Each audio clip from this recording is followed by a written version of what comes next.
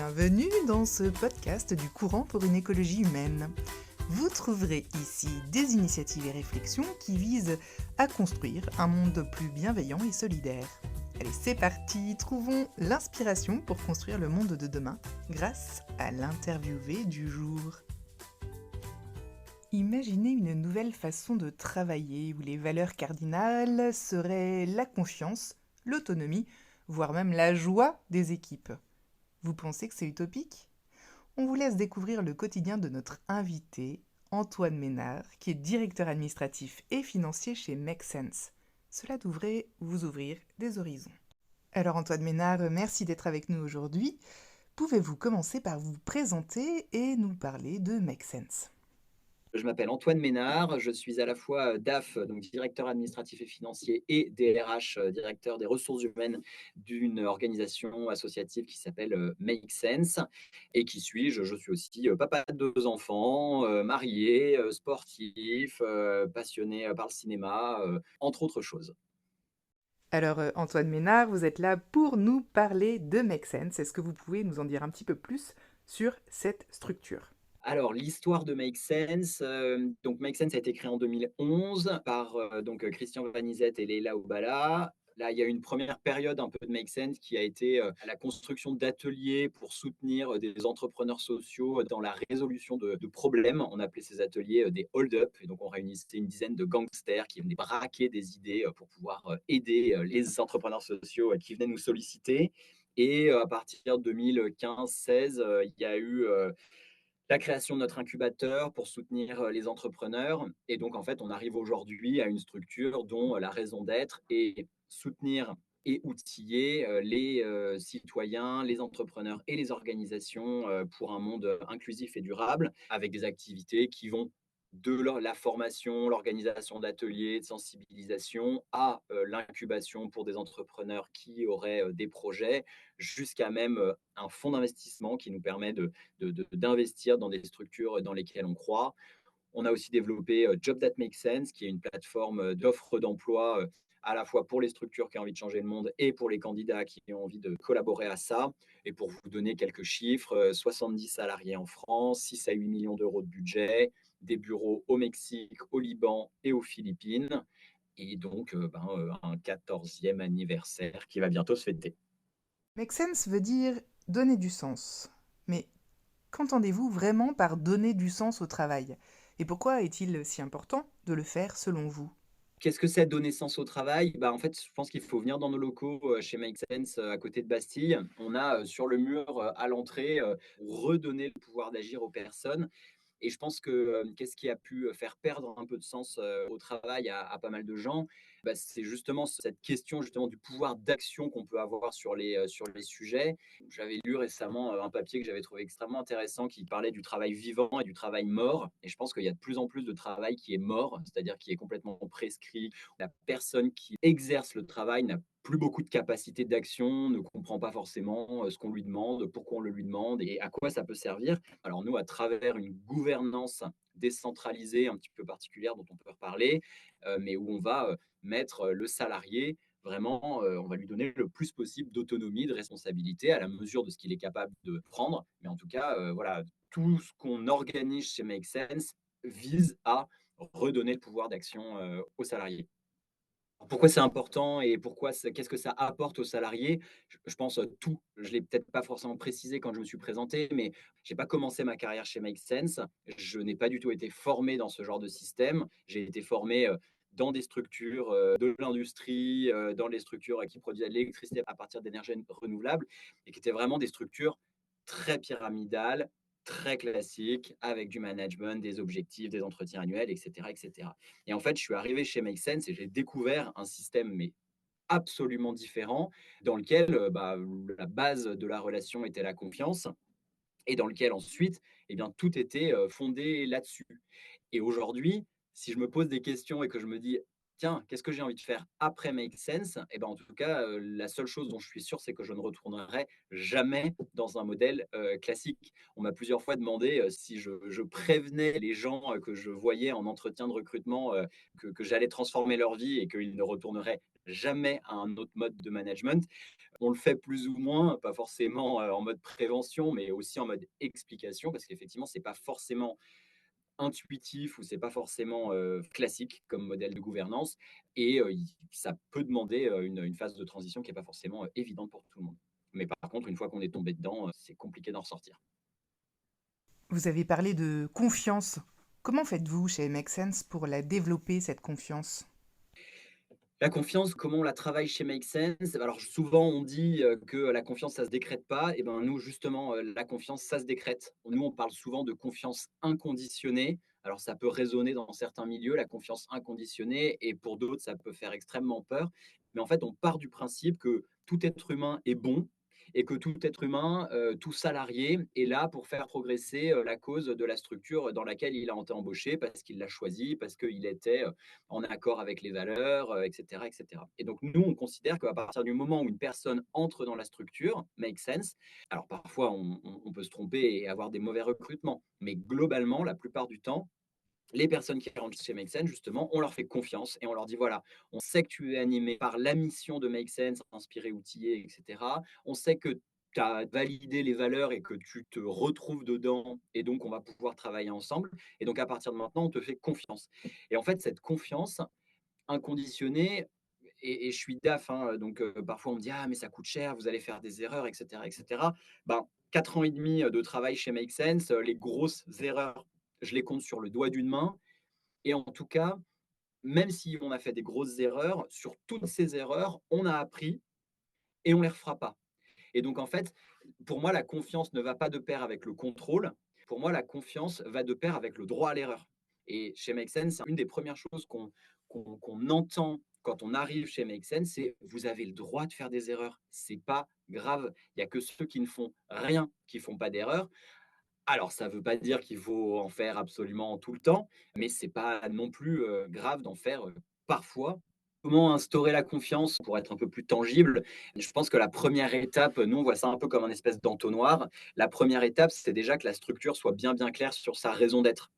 Pourquoi on est là, pourquoi on se lève le matin pour se réunir, pourquoi on travaille chez Make Sense et pas juste à côté, parce qu'il y a probablement d'autres structures qui ont à peu près les mêmes activités, mais sans forcément avoir la même raison d'être. Après, il faut voir aussi quelles sont les valeurs de la structure. Alors attention, les valeurs, on en a eu des tartines pendant pas mal de temps, et donc il y a plein de structures dont les valeurs sont bienveillance, résilience, solidarité, etc., communication, je sais pas quoi. Donc en fait, des valeurs qui sont pas très incarnés, qui sont pas très utilisés, qui existent dans un joli document de la communication interne et que personne n'a jamais ouvert et surtout que personne n'incarne. Et donc nous, de la même manière, alors on a commencé, grosse erreur, on a commencé par un set de 10 valeurs que personne n'arrivait à se remémorer, qui étaient justement pas très, très utilisées et cetera. Là, depuis 2 ans, on est arrivé à un nouveau set de 5 valeurs qui sont déjà beaucoup plus claires. Et ces 5 valeurs, vous les avez aussi sur notre mur d'entrée dans nos locaux à Bastille. Vous les avez sur notre site internet, dans la plupart de nos présentations, dans plein de documents qu'on utilise. Et celles-là, justement, le fait d'en avoir 5, elles sont utilisables, mobilisables, et surtout, on les incarne. Elles sont dans nos entretiens de développement, elles sont à plein d'endroits. Et dernière brique de tout ça, ça va être justement les rituels. Et en fait, les rituels qu'on met en place, donc séminaires, réunions d'équipe, réunions de la totalité de Make Sense, etc., doivent justement incarner et faire résonner ces valeurs. Et tout ça est une voie vers la confiance. Est-ce que, malgré cette confiance, des conflits existent au sein de l'organisation? Et si oui, comment est-ce que vous les résolvez? Évidemment qu'il y a des conflits chez Make Sense, évidemment qu'il y a des situations dans lesquelles ça se passe plus ou moins bien. Comment on gère ça? La première étape, c'est que dès notre parcours d'intégration, on est tous formés à la fois au feedback et à la fois à la communication non violente. Donc des techniques de prise en charge et de gestion justement de ces conflits pour que quand ils apparaîtront, parce que c'est évident qu'il y en a et qu'ils apparaîtront, et ben on puisse les gérer. Ça, c'est un peu notre étape de résolution de niveau 1. On a un deuxième niveau de résolution de conflit, c'est qu'on a en interne une équipe de médiateurs, des médiateurs qui sont spécialement formés pour gérer des conflits. Donc, ils vont suivre tous les ans des formations à la médiation sur voilà, comment gérer ce type de conflit. Quand on passe à ce deuxième niveau, déjà, c'est une pyramide très, très, très, très, très sèche. On a beaucoup moins de conflits à gérer. Et enfin, on a peut-être un troisième niveau de conflit, mais qui arrive très, très rarement. C'est que on peut avoir trop d'implications émotionnelles ou voilà, des salariés qui préfèrent qu'on traite ce sujet avec l'externe. Et donc, on a des petits budgets qui nous permettent d'aller chercher des médiateurs externes. Mais clairement, avec ces trois niveaux, je n'ai pas de statistiques en tête, mais je pense qu'on gère l'extrême majorité de nos sujets au premier niveau. Le deuxième niveau avec les médiateurs internes, ça c'est quelques histoires par an. Et les médiateurs externes, c'est une ou deux histoires par an, pas beaucoup plus. Vous avez mentionné que vous ne retournerez pas dans une entreprise avec un management traditionnel. Alors pouvez-vous nous expliquer comment fonctionne la gouvernance de Make Sense et qu'est-ce qui la rend si différente? Alors la gouvernance chez Make Sense, je peux l'aborder sous plein de manières différentes, mais les exemples un peu symptomatiques déjà, c'est qu'on n'a pas de manager. On n'a pas de relation hiérarchique entre les salariés et peut-être que l'une des choses les plus importantes, c'est qu'on a un processus de prise de décision qui est assez peu classique, que moi je décris souvent en trois étages, encore une fois. Le premier étage, c'est la confiance qu'on a envers les gens. Et donc, en fait, moi je dis aux gens, bah, tu es sûr de ta décision, prends-la. Ça, c'est le premier niveau de décision. C'est prends des décisions. Il n'y a pas de limite, il n'y a pas de seuil. Si tu te sens autonome, tu y vas. Le deuxième étage de la prise de décision, c'est que si tu as un peu un doute, et on essaye de cultiver ce doute chez les salariés, parce que c'est le doute aussi qui fait éviter des erreurs, si tu as un doute, demande de manière un peu informelle autour de toi. Pose la question à ton collègue, à ton voisin de table, qu'est-ce qu'il pense de la décision que tu voudrais prendre. Si le voisin, le collègue te dit vas-y, fonce, eh ben fonce. S'il te dit ah là, j'ai quand même encore un petit doute, eh bien là, on a un troisième étage, un autre processus de décision un peu plus formel qu'on appelle la sollicitation d'avis. Et la sollicitation d'avis, c'est un petit peu particulier comme système, mais c'est hyper intéressant. Et la version la plus simple de la sollicitation d'avis, c'est de dire à partir du moment où vous avez une idée, vous devez, sur un laps de temps, souvent de 10, 15 jours, solliciter les avis de toutes les personnes qui vont être impactées et de toutes les personnes qui sont expertes de la décision. Et une fois que vous avez demandé leur avis, vous amendez, confirmez ou retirez votre projet. Mais en tout cas, vous prenez une décision sur ce projet. Cette décision ne va pas être mise en place tout de suite parce que va s'ouvrir une deuxième période qui va être la période qu'on appelle de mise en conflit, où si quelqu'un ne peut pas vivre avec la décision que vous êtes en train de prendre, il peut s'y opposer. Donc, mettre un veto. Et ça, c'est assez fort. Hein. Donc, on n'a pas non plus des mises en conflit très, très souvent. Mais c'est un veto forcément constructif parce que la personne doit revenir avec une contre-proposition ou avec une autre idée, etc. Et en tout cas, s'il n'y a pas eu de mise en conflit, donc première période, prise d'avis, deuxième période, mise en conflit. S'il n'y a pas de mise en conflit ou tous les conflits sont levés, et ben là, on applique. Enfin, vraiment, la base de notre gouvernance, c'est ces modèles de prise de décision où on se fait confiance d'abord, où on demande à un collègue ensuite et où on a ce processus de sollicitation d'avis sur lequel voilà, je vous invite à creuser parce que compliqué de l'expliquer en 2 minutes, mais par contre, c'est vraiment passionnant et extrêmement fort. Avez-vous, Antoine Ménard, un dernier message à adresser à nos auditeurs et auditrices? Peut-être un dernier message et qui n'est pas forcément évident, mais parfois quand je parle de la gouvernance de Make Sense, on me prend un peu pour un alien en me disant ah, mais ça fonctionne parce qu'ils sont 70, ça fonctionne parce qu'ils sont jeunes, ça fonctionne parce qu'ils ont tous Master 2, ça fonctionne parce que, etc. Première chose, on est assez loin dans la mise en place de ce genre de modèle, mais on a commencé il y a 7 ans. Donc forcément, on est assez loin, mais on est encore en chemin. On a un comité qui se réunit tous les mois pour essayer de compléter notre modèle de gouvernance. Et donc, on continue de travailler. Rome ne s'est pas faite en un jour, nous non plus. N'imaginez pas que c'est que réservé à des gens utopiques, idéalistes, etc. Prenez des petits bouts de ce modèle et essayez dans votre structure de faire petit pas par petit pas, confiance aux gens, de leur donner un petit peu plus d'autonomie, de responsabilité. Et là-dessus, il y a une littérature extraordinaire. Alexandre Gérard, c'est un petit TEDx qui fait même pas 17 minutes.